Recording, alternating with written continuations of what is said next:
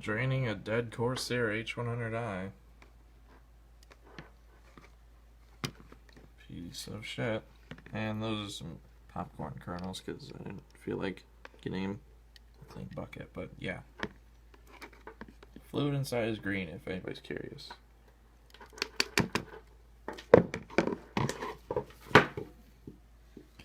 And then there's this weird rubber thing on here. And that looks gummed up with something. I don't know what's on here. Might have been what clogged it. But it's pasty. I really don't get the point of this little rubber block. I guess to redirect flow or something. I don't know. Here's the inside of it. Time to take the pump apart to see why that thing stopped working.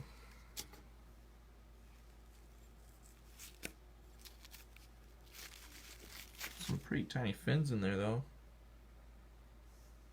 But I don't get what all that buildup is. But I'm assuming that's what caused this thing to stop working. I didn't take all the thermal paste off either. But yeah. It's almost like the O-ring is kind of like burned on. Oh well. Alright, so took circuit board, the lighting, everything off of the top. Found out that's where like pump sits is from the top. I ended up breaking it actually because there are two wires in this groove right here. I don't know if you'll be able to see them, but they come in that groove. Let's see if it'll focus.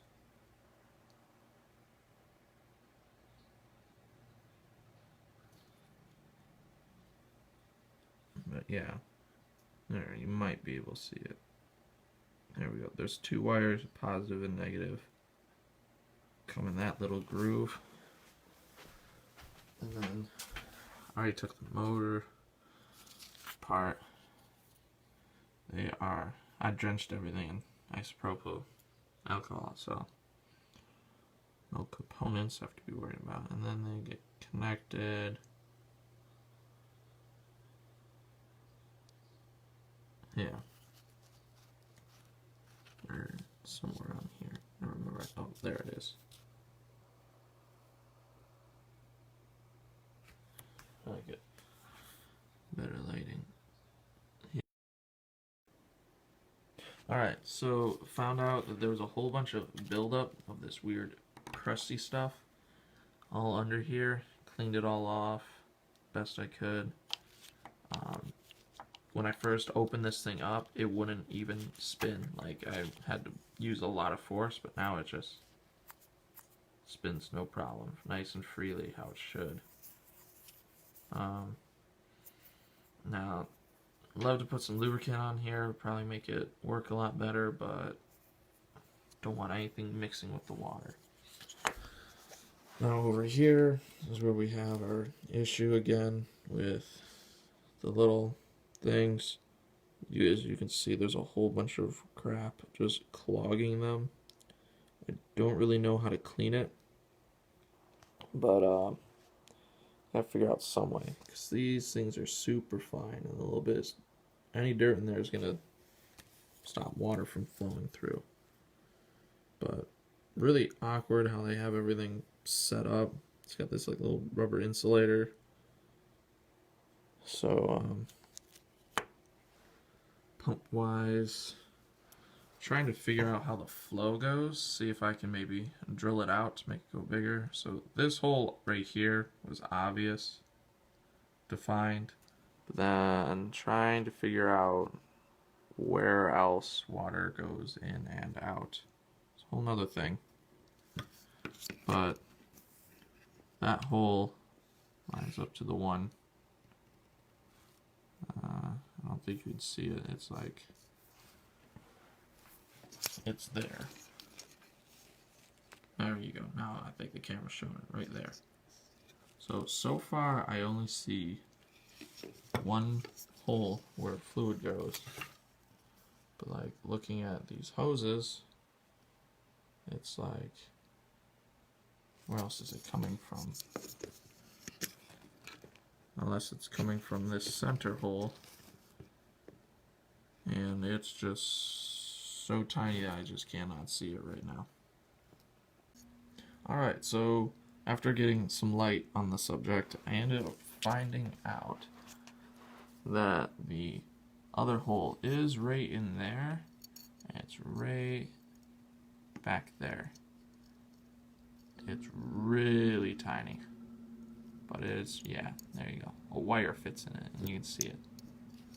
So there's the, I don't know how it would work if one is, which one is inlet and which one is outlet. Now, love to be able to drill them out so that way you get better flow, but seeing that that one runs like that, almost positive I'm not going to be able to do anything with that. You might be able to do something with the one on the side here, but highly doubt it. So it looks like water might flow either on top of this and works its way out the sides, or comes in through the sides and comes out the top. I feel like it would make more sense to just go through the top and out the sides. So that would have to mean that this hole in the center would be the inlet, that hole on the side is the outlet. Thus meaning this hose, as we see, the hose on the outside of the casing here brings water to the radiator, I believe, and then the hose that is more on the inside of the plastic brings water into the pump area. Now, I did break the wiring on this because I did not know that it was connected with such short wiring, but I did find out that this, the LCD screen or light screen is only connected by those prongs. So if you're gentle, you can pry it up, and if you don't keep bending it back and forth, you won't have to worry about them snapping. And then this is just connected by these two little posts into the PCB here. So seeing over here, we have our positive and negative connectors that are soldered. So those will be easy to solder wire back onto. Now the hard part is trying to get to the wires over here on the pump, because one of them did break far inside there. So I'm going to see if I can wedge it out. Alright, so I was able to pop off these two little plastic pieces. One right here. It's labeled L1 and L2. Oh, other side.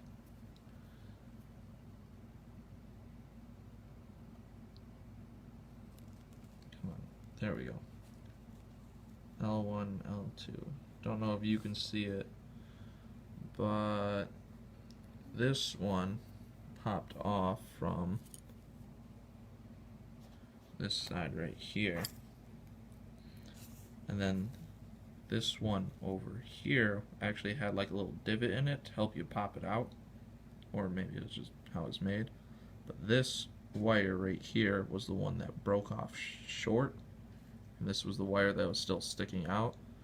But I pulled this wire out from under this side because barely any of it was sticking out. Now I don't know if shortening up these wires is going to mess with resistance or not. but hopefully I should just be able to solder these two back onto our little board here. Now it looks like this thing's pretty well painted. Maybe I might have to avoid that, but it doesn't look like it can get grounded off on anything. And because these are touching the underside of this metal plate, I'm not worried about grounding it off on there. But I think there might be a coating on this wire, so that way it doesn't get grounded off on anything. So I don't know if maybe when I'm soldering it I have to worry about burning off a coating, just like when you're soldering off headphones, because they lead their wires right against each other. But I don't know this, but pretty much just gotta remember how I put them, and then I gotta match them up and try and figure out positive and negative on here. Now I don't even have a soldering iron, so go into the store and go get one. Alright, so the PCB is labeled on here for L1 and L2. I don't know if you can see that way back there, but it is labeled. The wires are kind of in the way, but I also just recently dropped the little piece, but I'm assuming the one on this side was L1 and the one on this side was L2. But I can always just match it up and figure out which one broke off short and which one broke off long, and that should be easy enough. Alright, so I got me this lighter. It's like a, oh, it's still pretty hot, but you unscrew this part, it turns into like a torch, and I already kind of have like a torch right here. That's what I use for like using when I'm making coils for my hookah pen. But basically it's a torch with this little thing that pops up on top, turns into a soldering iron. I already threw some solder on the tip of it to prep it. It was like 15, 16 bucks. Pretty easy. Oh, it's also got a little stand, so that way you can set it on the table without burning anything. Of course, you don't want to set it on napkins, but I got a little box that works. But also has settings on it, so you can change the heat. Get focus.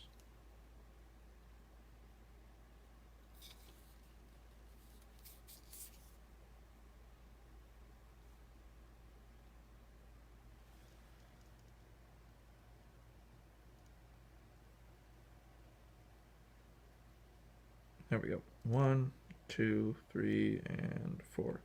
I just leave it on 1 so it works, and don't want to use up too much propane or whatever it is. Thankfully enough, this thing uses same fluid as this, so yeah, easy enough. I didn't have to buy any. But this thing, all it does is actually uses lighters. I don't know if you can see the lighter in there, but that's just a refillable lighter, so it literally is like a lighter. But okay, so over here, this one prep worked.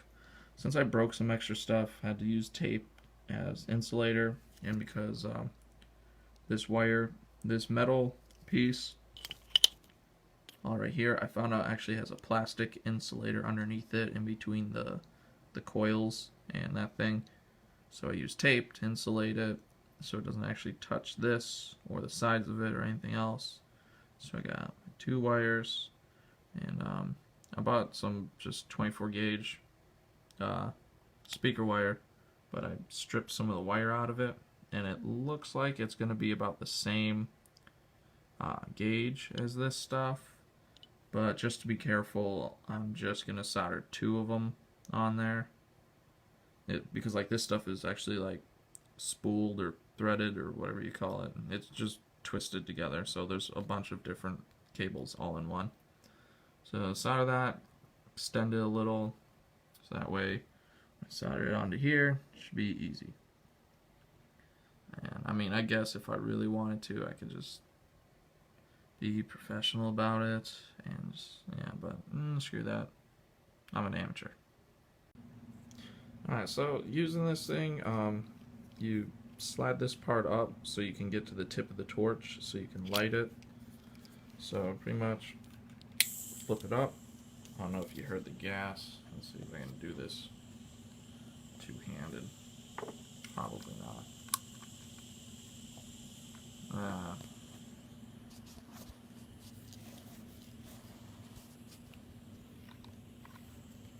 Hold that thing out so I can see it.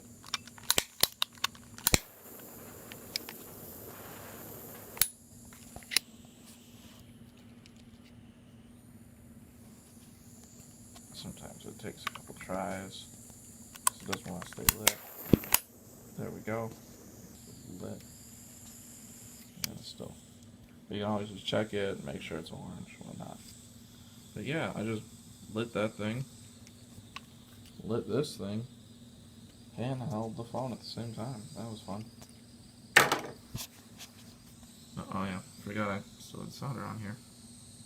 So that's gonna heat up. Also, like the solder that I got, I think it has like whatever you call it. I don't know, some weird fluid comes out of it every time I burn it, and I think it's the flux or whatever they call it. Yeah, time to solder. Alright, so got everything up. Yeah, I know it looks real cheesy, but got a little extended wire on there.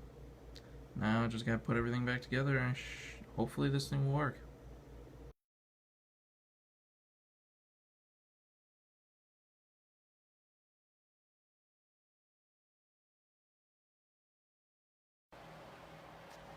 Alright, so here I just took the back panel off my computer, and I just got an extra one of my cables here because my power supply is modular, also Corsair power supply. So right here, plugged everything up, just SATA. Also plugged in some fans, so you can see that they're all working. I mean, air is moving and whatnot. Can't really tell if it's doing anything efficient. The thing does feel cold to the touch. I did take a polishing compound to try and polish the center of it. To me, it looks like it made a huge difference. And most people just use wet sandpaper and whatnot, but just for using a polishing paste that's got like pretty good quality. There, now you can even see me recording this. But I don't know if this thing will pick up the sound of the pump working. Maybe if I like put the microphone like against it, vibrations will transfer through it. Yeah.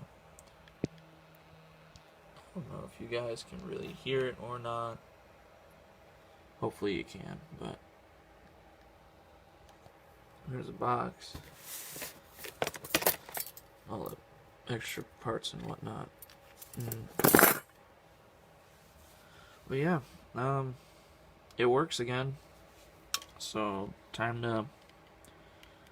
I'm gonna use this for my graphics card because I already have a custom liquid cooling setup for my computer right now. It's a bit cloudy. I need to clean out the water again with a 420mm radiator up on top. Yeah. It's been a bit of a mess because I'm lazy. But yeah. New system. Whatnot. See my very filthy desk and setup. Oh yeah. My corner. But yeah, hopefully it all works. These two fans down here that have their little fan covers on them, taking those off. Seeing if maybe I can just sandwich this on top of those two fans. Those two fans are 140 mils. This is just a 40 mil radiator, or no, well, like, you know, it's two 120 mil fans. So I don't know, maybe I believe the covers on them turn them into 120 mil fans, but they're basically made just to direct flow, so it moves up my system there. Used to have my computer on the other side, but I've moved and whatnot, so